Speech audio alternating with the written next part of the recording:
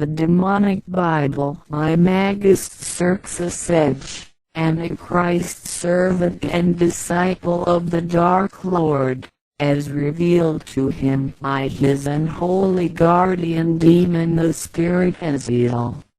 Copyright 1999, 2004, 2005 Embassy of Lucifer. A new and numinous art. The reality of the present is that personal feelings, based on relationships, and the personal struggles and or sufferings of individuals, have all been described by artistic means in the past 2 millennia or so. There are centuries of work concerning and created because of personal love and personal relationships, and the problems of ordinary living and society, in literature, music, drama and so on. What has needed to be said, written and expressed about such things, has been said, written and expressed by the many great artists of the past 2 millennia. What is needed now is to build upon these foundations, to turn outward, and away from the inner world of the personal psyche and the world of mundane society. What is needed is to describe and express what is relevant to the next stage of our evolution, as human beings. This next stage is the stage of new adventures, of new worlds, of new ways of living brought through striving for a numinous and thus supra-personal goal. The personal life should now take care of itself, if there is a numinous goal to strive for.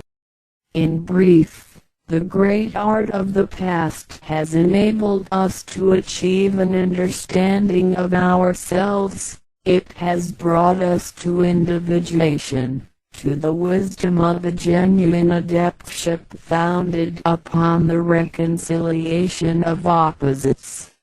We have discovered and learned to know ourselves, and have discovered the unity, the wholeness, which lies beyond the shadow and the self.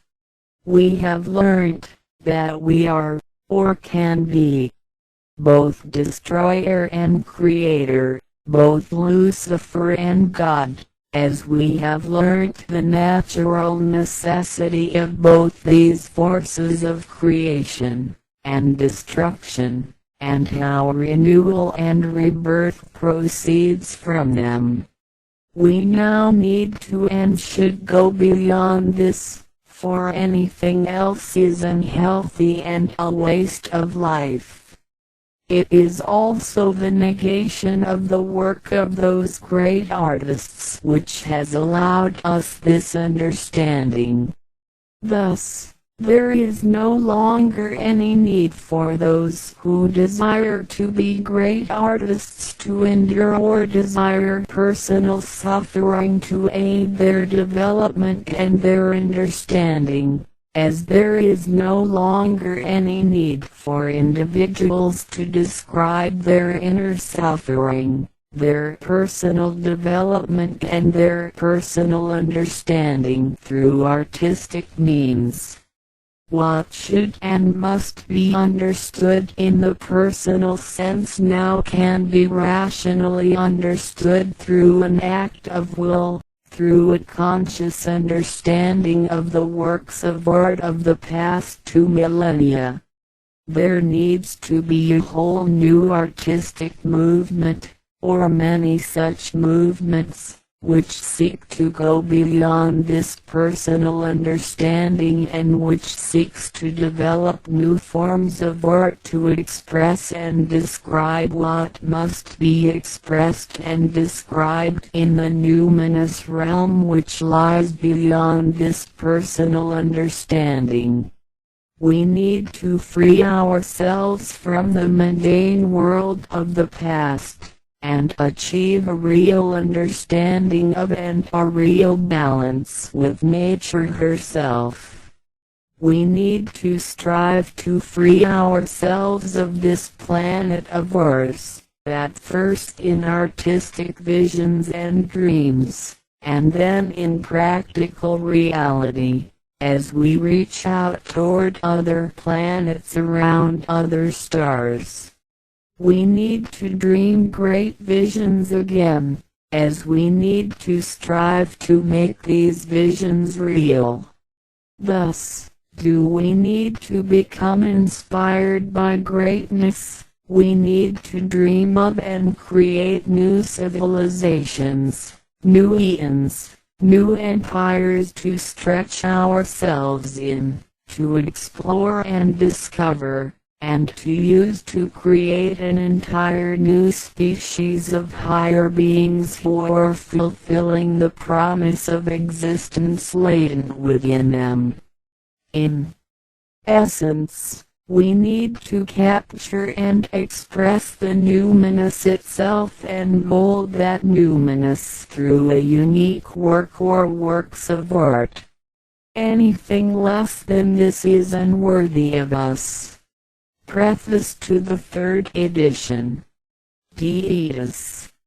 As I look around on the internet, I see that there are now many supposed forms of Satanism: modern Satanism, Laudian Satanism, traditional Satanism, theistic Satanism, Gnostic Satanism, modern Luciferianism, traditional Luciferianism, theistic Luciferianism, and so on.